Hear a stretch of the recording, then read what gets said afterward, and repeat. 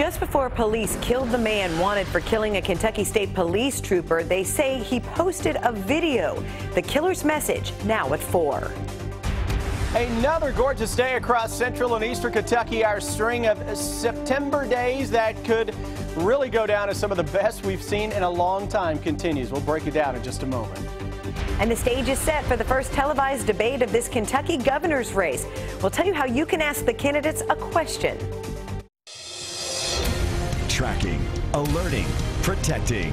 This is WKYT News at 4. Good afternoon, I'm Jennifer Palumbo. It's another beautiful day in the bluegrass.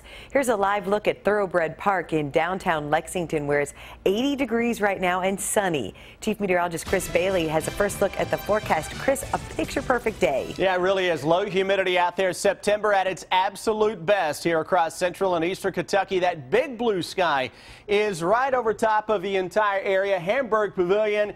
If you want to keep the kiddos busy on a day like this, send them outside. Tell them to look for a cloud in the sky, then come back and talk to you later, because you really can't find anything that's out there.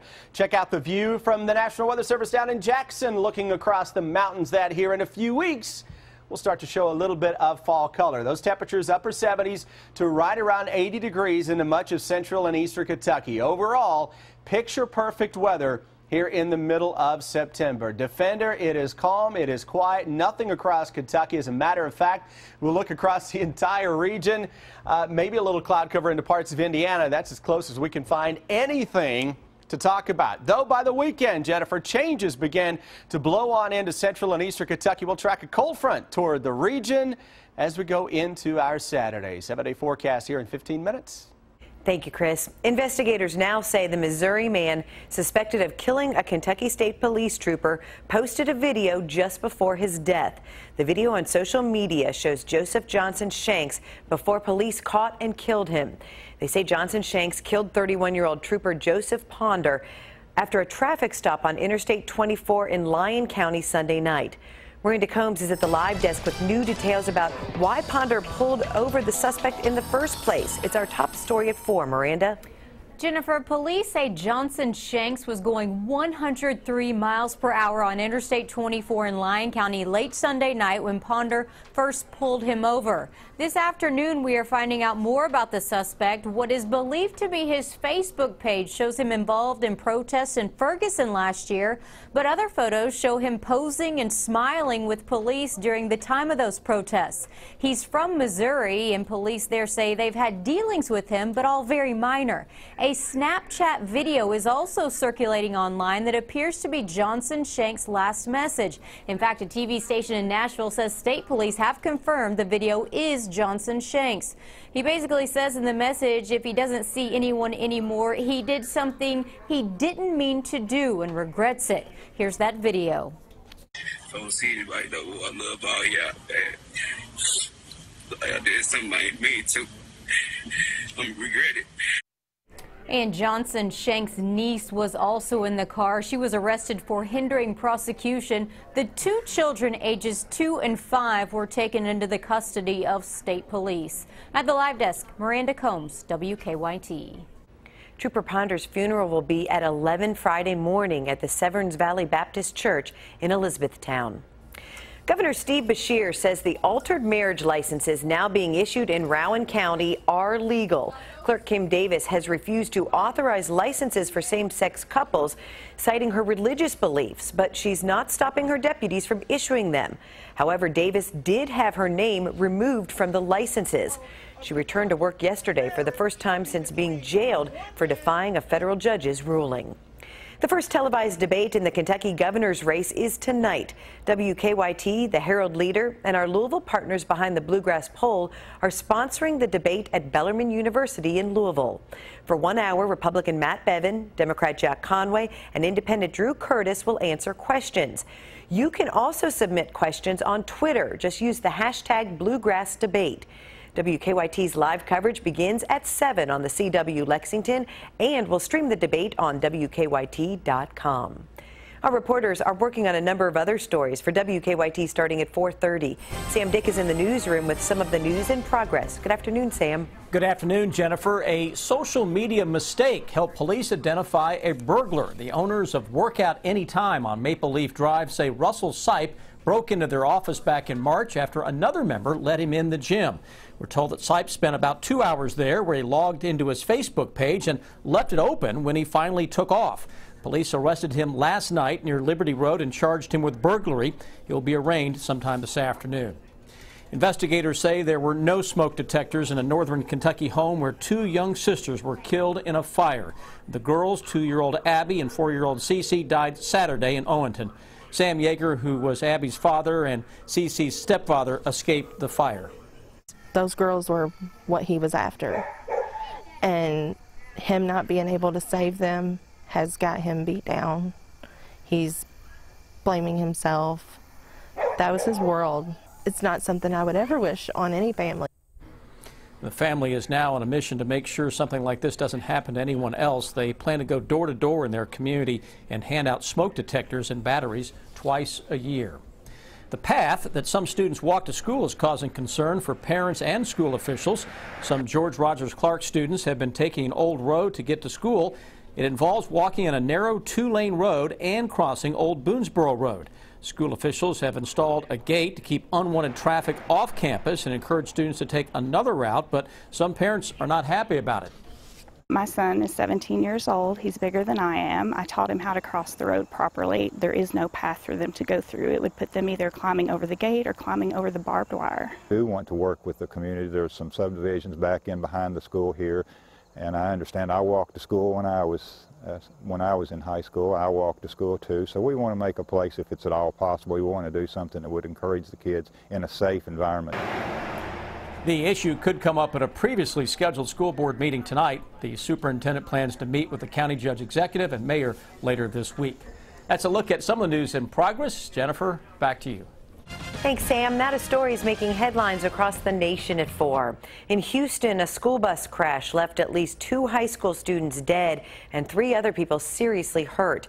Investigators say the bus was carrying students to school when it was struck by a swerving car. The bus driver then overcorrected, flipping the bus over a freeway overpass and landing on the road below. 2 other students and the bus driver went to the hospital for treatment. Police are questioning the driver of the car. So far, no charges have been filed. In Utah, a flash flood warning was in effect for much of today. Severe thunderstorms hit the area near the border with Arizona. This comes after flooding claimed 8 lives and left 5 people missing. And more rain is expected tonight. Steve Nannis has the latest. Flash flooding from the canyons above Hilldale, Utah came fast and it came strong. The rain caused the river to rise quickly, catching residents off guard. In this video, you can see rescue crews racing to save a family from a car moments from being swept away, pulling children quickly from the car's windows. The rush of water was so intense it washed 2 vehicles several hundred yards downstream. A total of 16 people were inside the 2 vehicles. 8 of them died. All of the victims are mothers and children, the youngest just 4 years old. They had stopped outside of that flood area, well outside of it, and were standing there watching the flood, and a flash flood came down the canyon and actually came across and come around behind the vehicles. 3 people were rescued, 5 remain missing. Rescue crews turned out in force Tuesday morning to resume the search for those missing. Witnesses say the flash flooding lasted less than 2 hours, but the recovery is expected to take much longer, especially with more rain headed toward the region. We know that a 100-year flood's going to come sometime, but this is tragic because I don't recall this kind of fatalities with the flooding. It's a wake-up call to the community that it's real. I'm Steve Nannis reporting. Hilldale is a community known for once being the home base of Warren Jeff's polygamous sect known as the Fundamentalist Church of Jesus Christ of Latter-day Saints. Jeff is serving a life sentence on sexual assault charges. Stocks bouncing back today. The Dow up 229 points to close at 16,600. The Nasdaq added 55 and the S&P 25. Target is now delivering groceries. The discount retailer is teaming up with the online delivery service Instacart to deliver items in less than an hour. The service started today in Minneapolis, but Target is looking to expand. Amazon and Walmart have also started to test grocery delivery service. Get ready for pumpkin spice in just about everything. This time of year, you can find pumpkin spice lattes, donuts, and even pumpkin spice pizza. A company that tracks menu trends says in recent years, the number of pumpkin spice related items has doubled. Pumpkin season is getting earlier each year as well, and we don't mean the crop. At major chains, nearly 20% of all pumpkin food items are now introduced in August. Taco Bell is opening a location that serves wine, beer, and frozen mixed drinks in Chicago next week. It's the first time the fast food chain will serve alcohol in the U.S. The new restaurant will also feature a variety of trends popular among millennials, a menu of tapas-style appetizers, a mural by a local artist, and an open kitchen.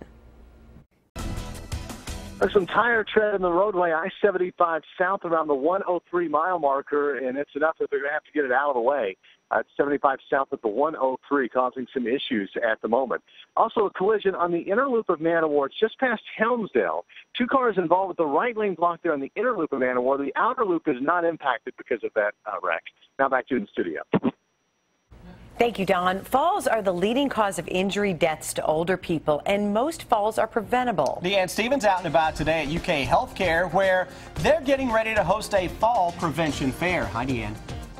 Good afternoon, guys. We are here at UK Healthcare, where they are preparing for a farewell to fall. How do you even say this? Farewell to Fall's Fall Prevention Fair. Yes, that's a mouthful. That is a mouthful, but it's catchy, right? Farewell to falling. It is very catchy. Goodbye to falling in the month of September when fall comes. Amanda Rist is with us. You are injury prevention coordinator with UK Healthcare. Correct. Falls are critical to people, especially 65 and older. Yes, they are the leading cause of fatal and non-fatal injuries for older adults. And when I say older adults, I mean people over 65 years old. Costly in dollars, but most importantly, quality of life. All right, you guys are doing this for specific reasons. This is going to happen on Thursday, and we want folks to know it's going to be simple. It's not something that's going to be too difficult to do. You want them to come in. We've got Phil, who's sweet enough to volunteer to show us how it works. He is, great. So one of our fall risk assessments is the time up and go test. Very simple. Phil is going to stand up. He's going to walk at his normal pace to a line 10 feet away approximately.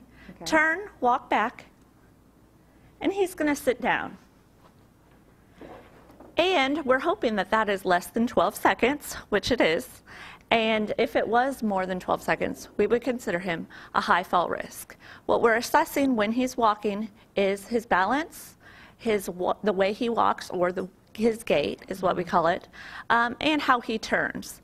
If it's longer than 12 seconds and we notice any impairment in any of those three domains, we would consider him a high fall risk. Is there help that you can get for folks who are considered at high risk? Yes. The number one thing is talk to your doctor. Many people who have fallen or think that they are afraid of falling do not tell their medical provider. They need to talk to their doctor. Their doctor is their gateway to the many resources in the community. Okay, the fair is happening on Thursday. What time and where? 10 to 3 here at UK Healthcare Pavilion A, ground floor, open to the public, and there'll be many booths, many resources to help you find those different people in our community that are willing to help. All right, is there a cost to it? No, it is free of charge, and there will be raffle prizes.